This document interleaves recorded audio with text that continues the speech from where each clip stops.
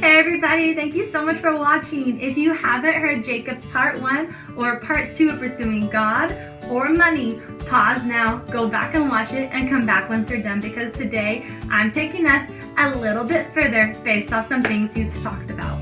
So if you can recall, he was mentioning this hope in the midst of challenges, hardships, pain, tears, discouragement, arguments, opposition. He had this hope. And I want to talk about that hope, and I also want to talk about major breakthrough in the midst of this process. So during this time, the Lord began to actually lead us in some direction that we were so badly wanting. And he began to stir on our heart this area of small groups. Mind you, this was so not Jacob and I. We knew we were called to the church. We knew one day we were going to go plant a church, all that stuff, but we didn't know the process along that journey in ministry for him and I. So we're like, small groups? Really? Okay, let's see what this looks like. Now, also during this time, we were attending an incredible church, a church where I had the privilege to do my internship. He also came alongside me in my internship. He helped me so much. My internship's over. We're still attending this incredible church, and we knew there was something there with this church that we needed to remain in partnership with, whatever that looked like. So we knew small groups, and we knew this church. So we figured, why not small groups at this church? Prayed about it. We felt released to actually reach out and begin to pursue this. So we reached out and we heard there is no job opening, and that was it. So we went back to the drawing board. Okay, Lord, small groups, this church, no job opening. What do we do with this? And in the meantime, we sought wisdom, we sought counsel. And in the midst of all that, we discerned okay, that is some advice we need to consider, and this is just some advice for not right now for him and I. And we began to look at some other churches in the area of job openings, just to explore to make sure we were doing the right thing. So just so happened that there's another amazing church out there that was hiring 2 people, mind you, 2 people full-time. Jacob full-time, me full-time. 2 positions full-time in the area of small groups. So now our wheels begin to turn. Okay, this is exactly what we are desiring. I mean, this is like a piece of chocolate cake with ice cream and chocolate syrup right in front of us. We're drooling over this. This is exactly what we want. Do we take this, Lord? Or are you still telling us to wait upon you for this position at this church? What do we do?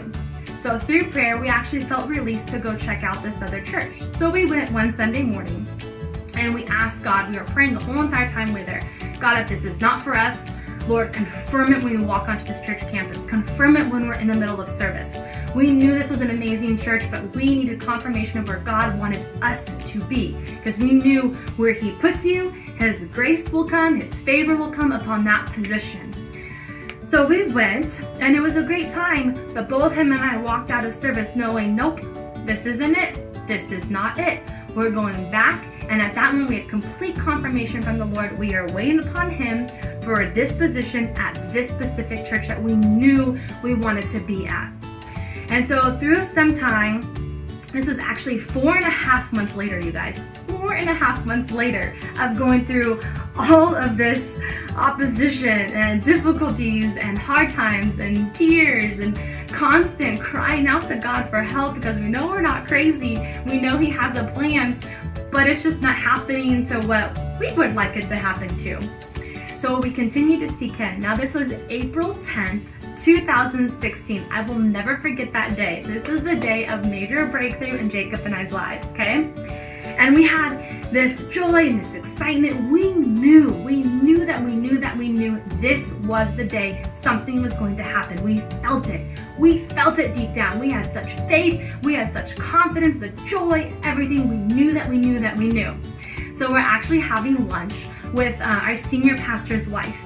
And we're sharing our heart to her. She's sharing her heart with us.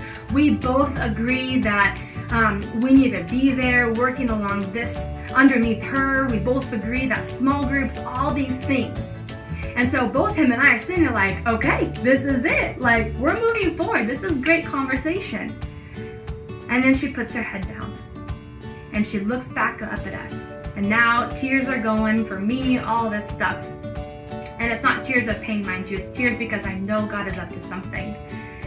And she shares with us that as much as she wants us, as much as she knows that this is something to pursue, there's still no finances. There's still no job opening.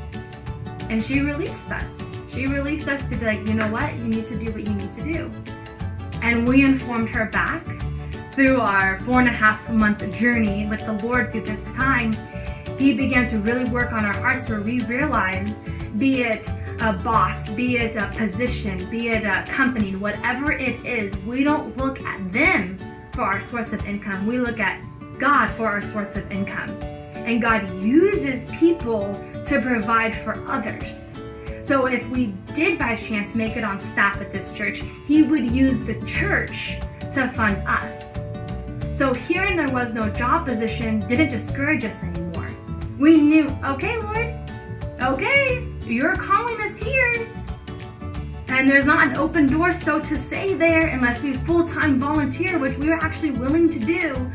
But we said, we'll do this, but God, you need to provide for us. We have a car, we both have gas, medical, health insurance, cell phone bills. We gotta eat food. I mean, now we're really considering marriage, but both him and I had to talk at this point that we don't want to have any more further conversation on marriage until mainly he has a job position and is getting paid, and then also me, that way we have a source of income to rely on through marriage. So all these things are weighing within us. And mind you, this is the day we knew God was going to do something. So we left lunch. Now this time Jacob was living in Pomona, I was living in Orange. And we were about like in the middle ground of both of that, having lunch. And he was driving with me. So we drove to his house so I could drop him off. And we're crying. We're just crying. And we're like, God, we knew something was going to happen today. We felt it. We felt the breakthrough coming. We felt that you were just going to just open this door for us, God. What is it that we're missing, Lord? What is it? And we began to cry out for him for help in the midst of all of this. And as much as you would think would be done, and you think we'd want to throw the towel in and just like, you know what, forget it. We're going to go do our thing. We didn't. Because we trusted God. We knew He got us this far. He's going to take us the rest. So I dropped Jacob off. I'm back in my car and I'm headed home. I get a phone call. They want to ask me some questions. They knew we were having a meeting, so they wanted to know how it went. So I shared with them how it went. They asked me some more questions, kind of quizzed me a little bit. I answered back, and I informed them. I said, I know it sounds crazy. But I said, we know we're meant to be at this church. We know that we cannot walk away from this church. And we know we're supposed to be there underneath the senior pastor's wife. We just know that this is what we're supposed to do. But there's just no funds for this position. And I informed this person, we're not giving up. We're going to pursue this position, this volunteer. We're going to pursue it. We're going to go after it. And we know somehow, way, shape, or form, God's going to provide for us. And so in the midst of this conversation, they began to inform us, well, more so me, because Jacob wasn't in the car yet. Poor guy. I had to call him with all this. So they began to inform me that 2 months prior to April 10th, which was that day, 2 months prior to that, God began to stir their heart for their company to fund us. Let me repeat that. God began to stir their heart 2 months ago. They kept it quiet. We had no idea what was about to come. We just remained faithful. We remained steadfast in the midst of the pain, in the midst of wanting to give up, in the midst of the tears. There was this hope that kept us going. And this trust, this faith in God that you're going to do what you said you're going to do. You're going to provide for us. We held on to the promises in the Bible. We declared life over us. And we held on. We had no idea that 2 months prior to this, God was already working on somebody's heart to fund us so we can go into a full-time volunteer position at this church underneath the senior pastor's wife, building a new ministry, building small groups for the young adults, doing all this stuff. We had no idea what he was up to. And man, the tears were, like high speed falling down my face. I was sobbing. I could not believe what just happened. I was like, are you serious? Like, are you sure? All this stuff. And they explained, and I'm like, yes, we are sure. We've been waiting. God had us wait until you had this meeting to hear what was going to happen. You've had this meeting, and we know it's not this direction, so we're stepping in like God has called us to step in. You and Jacob are funded full time. Go call the senior pastor, go start work, go do this. It was insane. In a second, just like that, we got a phone call that forever changed our lives in that moment. So April 10th, 2016 was a moment of breakthrough for Jacob and I. I got home, I'm still a mess, I'm sobbing my eyes out. I try and gather myself, I called Jacob, I'm crying so hard, he literally thought something happened. So I'm trying to reassure him through my hyperventilating, this is good news, it's good news, it's good news. So I share with him everything that happened. He's now crying, he can't believe it. We're just giving thanks to God. This is just something we never expected to happen. But it started with a little seed of faith and two people who wanted to radically serve the Lord and have a life of faith. And God came through for him and I. And from that moment forward began our journey and our time of beginning to talk a little bit more about marriage and beginning our time doing what we knew we were called to at this church. We were so incredibly blessed.